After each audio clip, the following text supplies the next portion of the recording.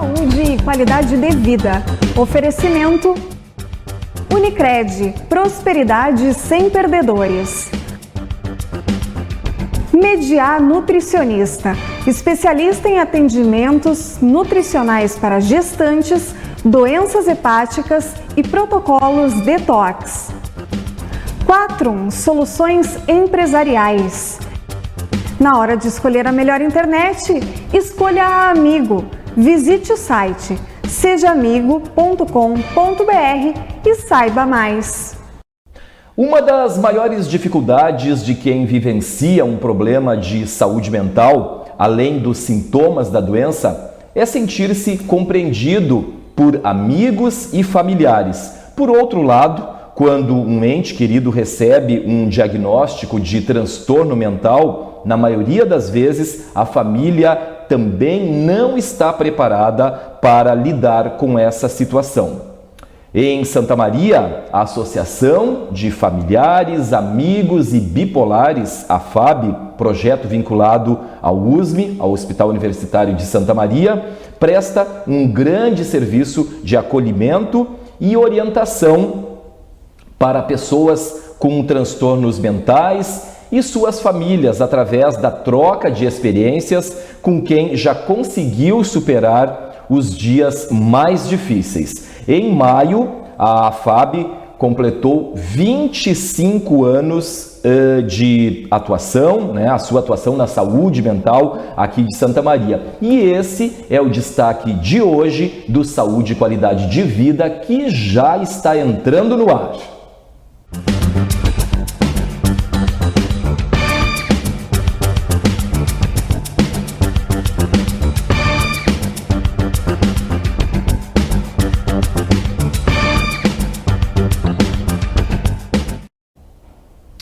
Muito bem, nós já estamos de volta. Olá, muito obrigado pela sua audiência, pela sua companhia, você que nos acompanha aqui no Saúde e Qualidade de Vida. E nós estamos recebendo aqui no estúdio do nosso Saúde e Qualidade de Vida para falar sobre a atuação da Associação de Familiares, Amigos e Pessoas com Bipolaridade, a coordenadora desse belo projeto, desse lindo projeto aí, a psiquiatra Marta Helena Oliveira Noal. Seja bem-vinda, Marta. Prazer em tê-la conosco, muito obrigado por ter nessa disponibilidade para nos atender aqui no Saúde e Qualidade de Vida. E em primeiro lugar, eu já gostaria de dar aí os parabéns em nome do programa Saúde e Qualidade de Vida pelos 25 anos da AFAB. Nós podemos dizer que esse foi aí um projeto pioneiro, no sentido de formar um grupo de troca de experiência em saúde mental e aqui em Santa Maria, mais ou menos por aí, Marta, em que contexto, que ele surgiu. Muito obrigado mais uma vez por estar conosco. Eu que agradeço o convite, a oportunidade de estar aqui divulgando, o nosso projeto, que hoje em dia é um programa de extensão da Universidade Federal. Na verdade, ele é pioneiro no Brasil. É a primeira associação do gênero no Brasil. Depois, alguns poucos anos depois, surgiu a ABRATA de São Paulo, que é a Associação Brasileira de Transtornos Afetivos, mas a AFAB é a primeira mesmo no Brasil. É a primeira. Então, pioneira não só na cidade, na região, no estado, e até hoje há poucas associações de pessoas com essa problemática no país. Que eu saiba, somos só duas, São Paulo e Santa Maria. Tu és a coordenadora do Espaço Nise da Silveira e a AFAB. O que nos explica para o nosso telespectador, o que é o Espaço Nise da Silveira e... Primeiro surgiu a associação, A AFAB. A AFAB, surgiu há 25 anos pela proposta de uma pessoa que sofria de transtorno bipolar e então a AFAB veio como um projeto dentro do ambulatório de transtornos de humor que na época eu havia criado. Quando eu entrei na universidade em 1995, eu criei esse ambulatório de transtornos de humor, que eu desenvolvi um trabalho há 27 anos atrás. Então, desenvolvi um trabalho clínico ali de supervisão dos residentes, de preceptoria. Dentro do hospital universitário. Exatamente, dentro da unidade psiquiátrica do hospital universitário. E ao natural surgiu essa demanda dessa pessoa visionária, idealizador, digamos assim, que me propôs a ideia.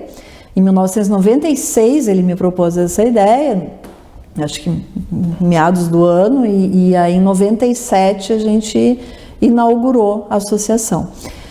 Mas com o passar do tempo, nós fomos vendo que as demandas da cidade, em termos de um tratamento coadjuvante, que é assim que a gente se considera, né? Isso não implica que é o único tratamento que aquela pessoa vai receber, ela vai estar ali além do seu tratamento individualizado. E o que a gente percebeu é que havia uma carência enorme para qualquer situação. Então nós fomos ampliando a questão de diagnóstico, por exemplo, né? A FAB surgiu pela ideia de alguém que sofria de bipolaridade, que não se sentia incluído na sociedade, por isso ele queria um espaço de acolhimento, né? E de reivindicação de direitos na época também. Mas com o passar do tempo a gente foi ampliando essa clientela, e aí não cabia mais aquele nome, né? Especificamente para pessoas com aquele diagnóstico. Então criamos o espaço Nise da Silveira.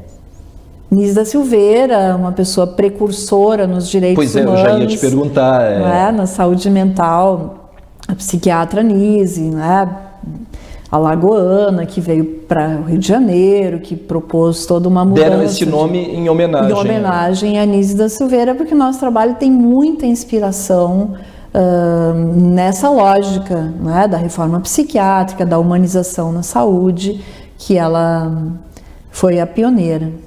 Que bom. Bom, a associação ela começou primeiro, Marta, acolhendo pessoas aí com bipolaridade, mas em determinado momento também o leque abriu um pouco, né? Abriu os braços aí para pessoas com outras doenças mentais, né? Como e por que isso aconteceu? Se viu essa necessidade? Sim, eu te diria nem só com doenças, mas com sofrimentos psíquicos. A pessoa não precisa ter um diagnóstico para estar ali, embora a maioria das pessoas que estão ali tem os seus diagnósticos e seus tratamentos em paralelo. Mas a gente foi recebendo, né? Foi pela demanda, recebia pessoas com pânico que não tinham orientações. Foi indo de forma natural. Foi ao natural. Aí, como que a gente ia excluir? Dizer, não, aqui só entram pessoas que têm depressão. Não tinha como não acolher, né? E euforia. Não, então... E até porque os problemas psíquicos, eles são muito correlacionados. Há pessoas que têm um transtorno alimentar, mas quando a gente vai ver mais de perto, aquilo é uma consequência de um outro tipo de patologia. Há pessoas que têm um ataque de pânico, ou mesmo uma síndrome de pânico, e que também têm a comorbidade com transtorno de humor. É muito próximo um do outro. Muito correlato, dá para dizer assim. Então, uma pessoa que tem um problema com abuso de substâncias, mas que tu vais ver... primariamente, se a pessoa tinha uma depressão.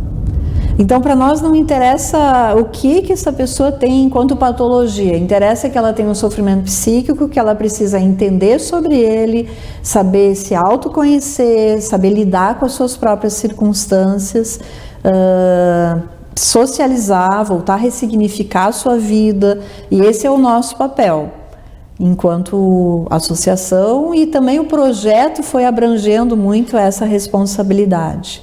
Bom, Marta, tu falaste agora há pouco a respeito de vários problemas. Para ficar mais claro, né, para a nossa audiência, o que é exatamente a bipolaridade? A bipolaridade é um transtorno psiquiátrico que cursa com oscilações de humor. Pode ser... É correto ou é errado dizer que é uma doença, ou é exatamente um transtorno, como tu mencionou agora? Pode-se dizer que é uma doença. É uma doença. Sim, sim. Eu evito sempre, há 30 anos evito a expressão doença mental. Não é? Sim. Porque tem um estigma enorme, uma má interpretação disso. Sim, é uma doença da mente, mas a gente prefere tratar como um transtorno, como um distúrbio, enfim, do que essa nomenclatura. Mas não deixa de ser, né, um adoecimento. Porque as nomenclaturas mudam também um pouco, né? A gente tem recebido alguns convidados aqui de algumas especialidades, de coisas que a gente há um tempo se costumava, né? A nomenclatura era de um jeito, se costumava falar de uma... E agora mudou completamente, né? Então, por isso que é interessante também a gente poder questionar, né? Perguntar. Mas tu falavas, então, que é um transtorno, que a bipolaridade é um transtorno... que cursa basicamente com oscilações de humor. A pessoa tem períodos de depressão, períodos de muita irritabilidade, pode ter períodos de muita desconfiança ou não, períodos de euforia, de grandes euforias ou de sutis euforias. Então, sabe que uma doença é esquisita? As pessoas que não são da área têm muita dificuldade de compreender que quando elas estão muito aceleradas, elas podem estar doentes. É clássico alguém compreender que quem está depressivo, que está pensando em morrer, que está sem condições de tomar um banho sequer, é mais fácil de entender, esse aqui está doente. Mas quando a pessoa está agitada ou está irritada, né? Mas agora na bipolaridade, tu mencionou agora há pouco, depressão não chega a ser não chega a ser uma depressão.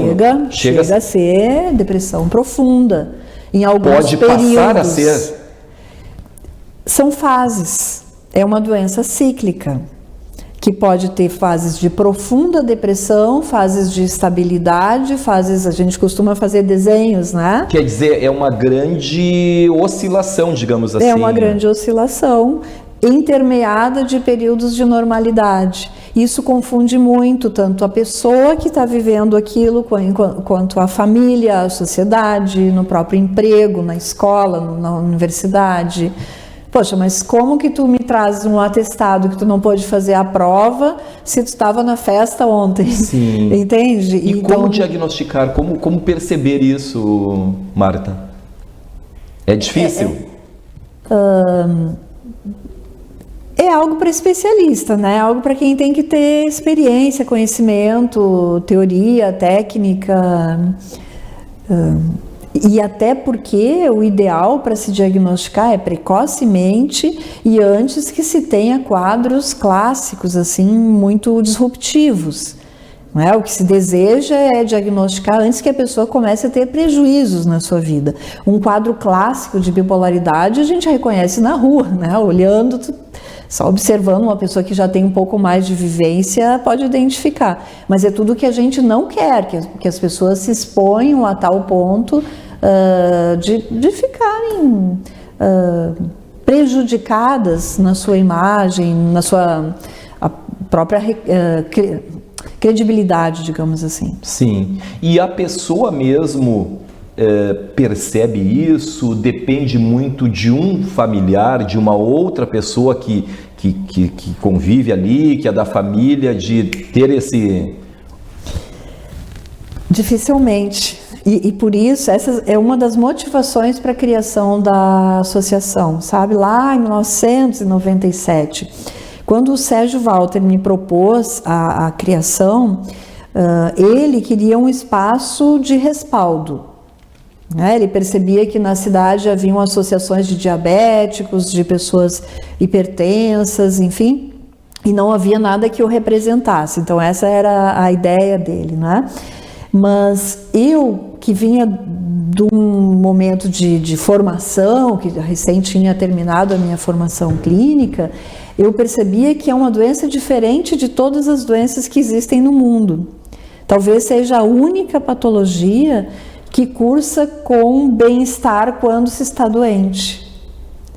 E por isso é difícil buscar ajuda. Se eu tiver com uma dor, né, se eu tiver uma fratura, se eu tiver qualquer comprometimento clínico que não seja silencioso, eu vou buscar auxílio. Né? Alguma e a pessoa coisa sabe não está especificamente acontecendo. O que está sentindo, né? Exatamente, sabe que é tem, né?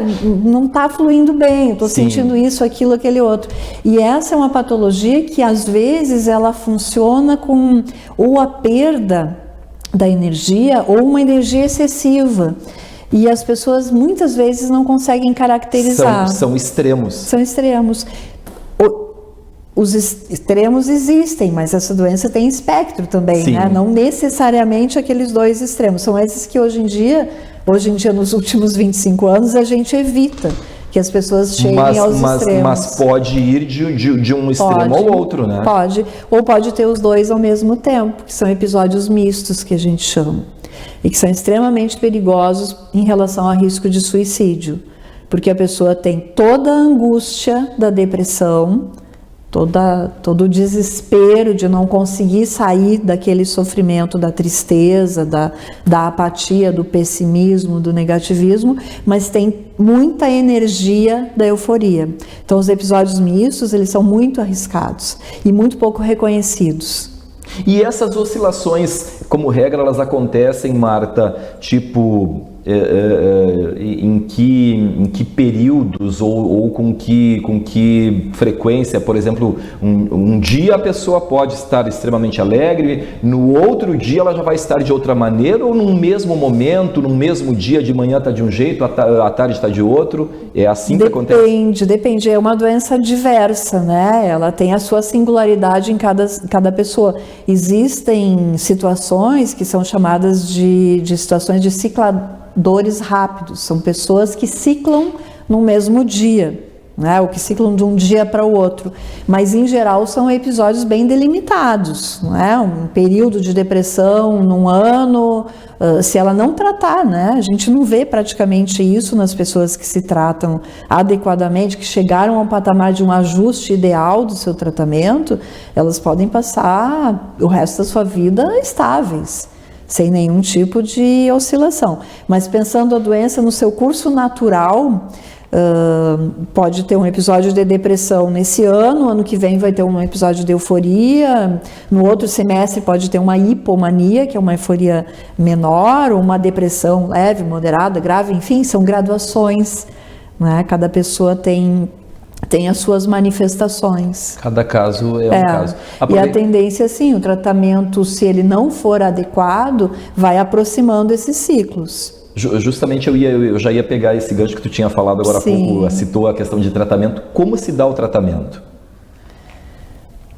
A primeira questão é a identificação, né? É poder identificar o problema corretamente o diagnóstico. Falando assim, pode até parecer que é muito simples, mas há muita confusão diagnóstica, há muita confusão com depressão, porque as pessoas eventualmente buscam ajuda nos episódios de depressão e nunca vão relatar a um psiquiatra que elas tiveram 15 dias assim, a mil, onde elas compraram todo o guarda-roupa novo, reformaram toda a casa, de felicidade, de alegria, decoraram todo o ambiente, enfim, ultrapassaram seu orçamento. E isso não é um papo para contar no médico, né? Sim. Então, muitas vezes as pessoas são tratadas por longos anos como pessoas com depressões recorrentes.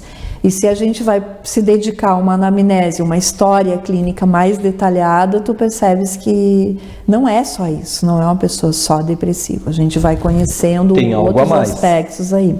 Mas a primeira questão para tratar é reconhecer, é identificar. E por isso, todo o tempo da nossa conversa, eu acho que está aparecendo aqui a justificativa de por que uma associação. Porque não é uma doença simples. Aceitar que eu vou ter que abrir mão de momentos extremamente produtivos, felizes, de euforia, enfim, é difícil de abrir mão disso para poder buscar estabilidade. Né? As pessoas precisam de apoio para isso. Falando em abrir mão, pode chegar ao ponto, né, de acordo com a dimensão aí do problema da doença, pode chegar ao ponto da pessoa não poder, inclusive, exercer a sua atividade, seu trabalho, enfim, a sua profissão, Marta? Em períodos, né? Pode. Especialmente aquelas pessoas que resistem a aceitar o diagnóstico e que não buscam ajuda, essa é a história natural do transtorno, não é? São tantos prejuízos, tanto do ponto de vista interpessoal, profissional, organizacional, para poder se planejar, né? Poder terminar uma faculdade, concorrer a um concurso ou batalhar por uma entrevista de emprego, enfim. Então, quando não há uma detecção ou quando não há uma aceitação do tratamento, isso é muito comum. A gente vê ainda situações de pessoas do passado, né, que estão hoje sofrendo as sequelas até de um diagnóstico mal feito no passado, que foram aposentadas por invalidez. Mas isso hoje em dia precisa mudar, e essa é mais uma das motivações da associação. Entende? A pessoa pode ficar incapacitada por um mês, 1 mês e meio, 2 meses, enfim, depende de cada pessoa, não é? No comprometimento da doença, mas ela é uma pessoa que, no que tratar, ela volta à sua normalidade, uma pessoa com todo o potencial, uma vida normal, sem dúvida. E esse é um grande problema, e até quando eu agradeço a oportunidade de estar aqui, né? Porque o nosso principal papel de estar na mídia é quebrar estigma e preconceito social, né? Uma vez que uma pessoa tem um surto, ela passa a ser vista como alguém incapaz, e isso é completamente disfuncional. Essa pessoa pode rapidamente voltar, tem situações muito traumáticas, como por exemplo... Isso é coisa bem do passado, né, Marta? Deveria ser, mas não é. Ainda não é. Ainda não é, infelizmente. Eu vou te trazer um exemplo. Por exemplo, psicose pós-parto tem uma correlação muito elevada com o transtorno bipolar. Então, a pessoa faz uma psicose e a sociedade entende que ela não é capaz de criar aquele filho, tira o filho, né, para adoção, vai para o conselho tutelar, vai para todo um sistema de uma situação assim emblemática de segregação, né? Bom, tu tá em surto, tu não podes cuidar de um filho. E às vezes em 1 semana, 10 dias a gente corrige a situação da psicose e aquela pessoa passa uma vida inteira sofrendo porque aquele filho foi retirado dela. São situações que eu já acompanhei. Eu lembro uma situação que foi adotada, uma criança que foi adotada no exterior, né, que dá uma angústia na gente de saber que aquela pessoa poderia ter sido, eu acompanhei já mais adiante, né, não no pós-parto, e que ela poderia ter se reabilitado, como reabilitou, e perdeu um filho para uma adoção internacional por um momento de psicose, por uma bipolaridade. Então, te trago um exemplo assim traumático, né, do que uma sociedade preconceituosa e que ignora essas condições, né, que frente a um tratamento adequado, otimizado, a pessoa passa 1 semana, ele pede para a comadre dar uma segurada, a avó, o tio, a tia, né, dá uma cuidadinha nesse bebê, até que ela possa resgatar o papel de protagonismo nessa maternidade. São consequências aí bem sérias, muito sérias. Ou perda de emprego, perda de casamento, sabe? Ou quando eu estou falando em episódios mistos, o risco de suicídio é muito elevado. Então, às vezes, num surto que pode ser corrigido com muita facilidade, uma pessoa tem um momento de impulsividade, né? E mesmo porque em algumas situações onde a patologia não é tratada, ela pode desenvolver outras consequências, como inclusive a psicose. Então, a percepção da realidade começa a ficar distorcida e aí se atrapalhar na vida é a coisa mais fácil, né? Uma briga, uma sensação de estar sendo perseguido e acabar se defendendo disso de uma forma inapropriada. Então, as consequências de um curso de patologia não identificada e não tratada são muito graves. E ao contrário, lá na associação a gente tem pessoas com 32 anos sem crise, temos pessoas com 20 anos sem crise, com 8 anos, com 2 anos, temos todo esse espectro de reabilitação. Um problema completamente tratável, né? Tratável. Controlável, né? Absolutamente controlável. Marta, podemos falar na questão assim, ó, da origem, e aí eu não falo só da bipolaridade, mas enfim, da saúde mental como um todo, né? De maneira geral aí. Por exemplo, já vou te provocar aí, a questão de hereditariedade tem algo a ver? O que dá para se dizer com relação ao início de tudo, à origem do problema ou dos problemas, né, de saúde mental? Tem muito a ver. Muito a ver. A genética tem muito a ver. O que a gente compreende até hoje, através da ciência, é que é um problema multifatorial. Mas a base é genética e bioquímica. A bioquímica que se recebe, inclusive, na própria genética. Isso tem um fator muito considerável, especialmente nos transtornos de humor. Mas como outras doenças, não necessariamente que possam ocorrer, né? Exatamente. A genética não é um determinismo, não é? Tem uma genética com maior vulnerabilidade. A filha vai ter obrigatoriamente.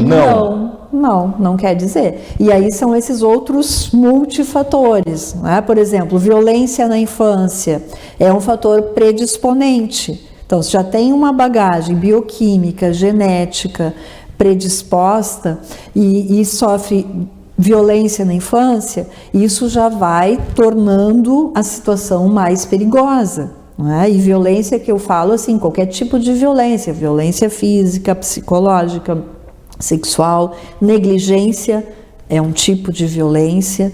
Então, se a gente for pensar que um filho de alguém que já vem com aquela genética e que os pais também não estão conseguindo segurar a educação, o cuidado do filho com a necessidade da demanda que uma criança exige, isso já expõe um pouco mais, não é?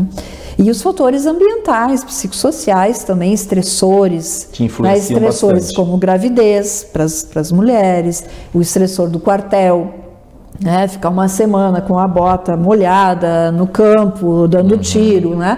O quartel é um grande fornecedor de clientela para a gente, né? Isso é uma coisa bem triste, assim, é uma realidade. Né? Bota um menino de 18 anos, que até então não tinha sofrido nada do ponto de vista psíquico, mas que vem com uma genética predisposta e um estressor tamanho, né? De passar todas as privações possíveis num campo de instrução, digamos assim. Isso eu já atendi ao longo da minha vida N situações. Então, tem fatores predisponentes, sejam hormonais, como a gravidez, o puerpério, sejam fatores psicossociais, como o ambiente, não é? Uma perda, um luto, não é? Situações assim. Com relação aos familiares, nós já estamos aí quase nos encaminhando para o final do nosso programa, mas eu preciso te perguntar a respeito do atendimento, né? A associação também reconheceu depois de um tempo que precisava também atender os familiares dessas pessoas, né, com problema. Como é que se dá esse processo aí? Como é feito esse acolhimento? Tá. A família foi incluída desde o início, sabe? O próprio nome da associação inclui, né, amigos e familiares também, porque, bem, se é uma condição que vai mudar a vida da pessoa, ou que estava mudando, depois até da detecção, do tratamento, não muda tanto, né? São alguns poucos cuidados que se exige. Mas até então essa pessoa vem dentro de um furacão, né? A família vai estar envolvida também e ela precisa compreender o que é isso. Até porque é ela que está ao lado da Exatamente, não é um preguiçoso, não é um sem vergonha, ele gastou mais do que devia, ele ligou para te incomodar às 5 da manhã porque ele está insone, sabe? Não é um mal educado, não é um inconveniente, é uma pessoa que não está legal. Então a família precisa compreender isso. Não é? E a partir daí poder, na medida do possível, apoiar, encaminhar, às vezes levar, né? Já que a pessoa não vai detectar que aquilo é um problema, ou quando é uma depressão, né? Poder também tomar medidas de segurança. Sim. Então, a família é muito importante. Não digo que é fundamental, porque há pessoas que não têm esse apoio e conseguem. Mas é muito importante. Mas ela é muito importante. Se a gente puder contar com a aliança da família, e nesse sentido a FAB, desde o início, acolhe as famílias também, né, nos grupos, e o principal é poder trazer a educação em saúde. A gente trabalha muito com isso. Educação em saúde, que se chama psicoeducação, mas é muito mais do que ensinar para a questão da patologia, né? O conceito original de psicoeducação falava em ensinar a reconhecer os sintomas, detecção precoce. Claro, a gente faz tudo isso, mas a gente ajuda a pessoa a ser melhor na vida, né? O meu trabalho, com o passar do tempo, ele foi se ampliando para a gente ter uma perspectiva mais freiriana, assim, de ser mais, né, de tu seres mais do que tu eras ontem, né, independente de ter um diagnóstico ou não. Marta, nós temos um minutinho ainda, mas eu preciso só te perguntar aqui a respeito de um outro projeto aí, né, que vocês desenvolvem, que é a Comunidade que Fala, com grupos aí espalhados, né, por todo o Brasil. Tu consegue nos resumir aí qual é o objetivo, né, e como ele funciona? Tá. O Comunidade de Fala é um projeto dentro do programa, né, um dos projetos que a gente tem dentro do programa de extensão Espaço Nise da Silveira. Ele também é pioneiro, né? É o segundo núcleo do Comunidade de Fala do Brasil, foi criado em 2015 e é um projeto onde as pessoas que têm a superação dos seus problemas psíquicos são os palestrantes.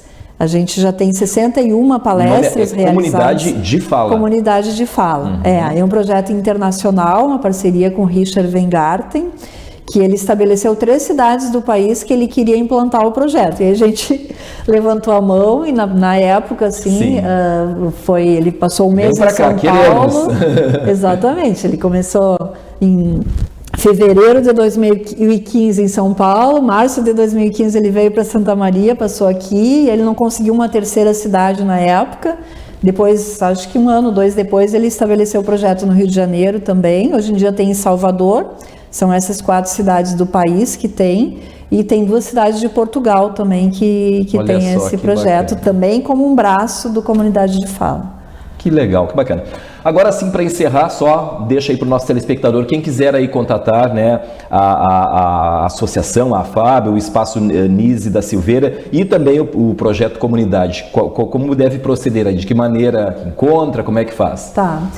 Talvez o meio mais seguro seja o Facebook, Espaço Nise da Silveira e a AFAB. Nós temos um telefone, o 32209238, mas eu estando aqui, eu não estou lá. Sim. E nós estamos vivendo um contingenciamento seríssimo dentro da universidade, então nós não temos nenhum funcionário, nenhum bolsista. Quando eu saio para alguma intervenção, o serviço fecha. Então, se ligar agora para lá, o mais fácil, o mais ágil seria redes sociais. Seria pelo Facebook, que a gente entra em contato, ali pelo MSN, né? Ali o contato individual ali do Facebook. E aí eu vou entrar em contato e a gente vai poder acolher. Nós temos os grupos semanais, são muito interessantes hoje em dia, depois da pandemia, né? A partir do início da pandemia, nós começamos a fazer grupos online e hoje temos grupos híbridos, presenciais e online, com pessoas do Brasil inteiro. É muito rico, assim, o aprendizado é interessantíssimo, inclusive para quem tá trabalhando ali, não está só se tratando. Né? Bom, e sem dúvida já fica o convite aí para uma nova oportunidade, né? A Marta estar conosco aqui no Saúde e Qualidade de Vida, que ainda ficaram, né, outras questões, outros assuntos, né? Porque realmente é algo muito importante que a gente precisa falar e precisa, né, passar, divulgar aí para o nosso telespectador, para todas as pessoas, né, pela importância que tem, né, Marta? Então já vamos deixar aí, né, já meio programado um retorno, né, para falarmos mais a respeito do assunto e também, né, de outros problemas da área. Quero agradecer imensamente a presença.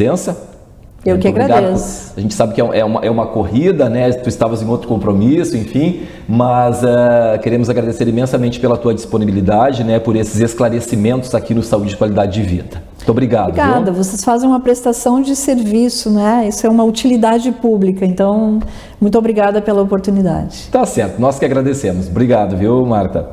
Conversamos, portanto, com a Marta Helena Oliveira Noal, psiquiatra, coordenadora do Espaço Nise da Silveira e AFAB. Muito obrigado a você também que esteve conosco, obrigado pela sua audiência e nós nos encontramos no próximo Saúde e Qualidade de Vida. Até lá!